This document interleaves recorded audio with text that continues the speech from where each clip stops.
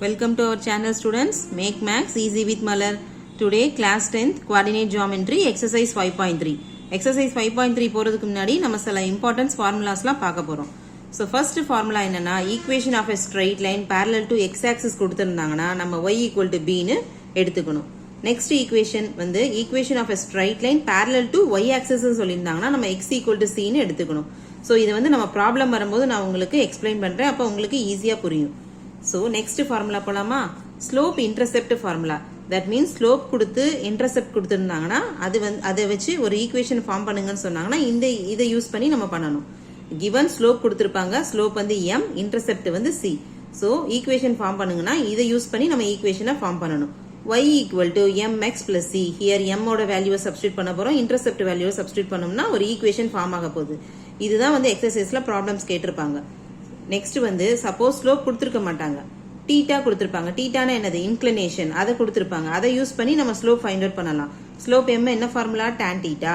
So தீட்டாவோட வேல்யூவை substitute பண்ணீங்கன்னா m value கிடைச்சிரும்.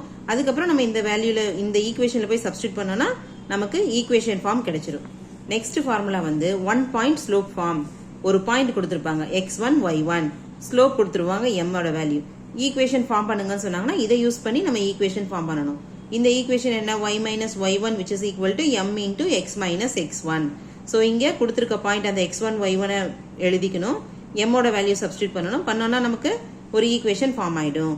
நெக்ஸ்ட் ஃபார்முலா வந்து 2 பாயிண்ட் ஃபார்ம். 2 பாயிண்ட்ஸ்னா x1 y1 கொடுத்துருவாங்க, x2 y2 கொடுத்துருவாங்க. அதை யூஸ் பண்ணி ஈக்குவேஷன் ஃபார்ம் பண்ணுங்கன்னு சொல்லுவாங்க. அப்ப இந்த ஈக்குவேஷனை யூஸ் பண்ணி தான் நம்ம ஃபார்ம் பண்ணணும். y minus y1 divided by y2 minus y1 which is equal to x minus x1 divided by x2 minus x1. Next last வந்து intercept form. Intercept formல a யோட வேல்யூவும் b யோட வேல்யூவும் கொடுத்துட்டு ஈக்குவேஷன் ஃபார்ம் பண்ணுங்கன்னு சொல்லுவாங்க. அப்ப நம்ம இந்த ஈக்குவேஷனை ஃபார்ம் பண்ணி தான் நம்ம ஒரு ஈக்குவேஷனை ஃபார்ம் பண்ண போறோம். x by a plus y by b which is equal to 1. Understand பண்ணீங்களா ஸ்டூடெண்ட்ஸ்? இந்த ஃபார்முலாஸை நீங்க மெமரி பண்ணிக்கோங்க. இதை யூஸ் பண்ணி தான் எக்ஸசைஸ் 5.3 ஃபுல்லா நம்ம சம்ஸ் போட போறோம். Thanks for watching.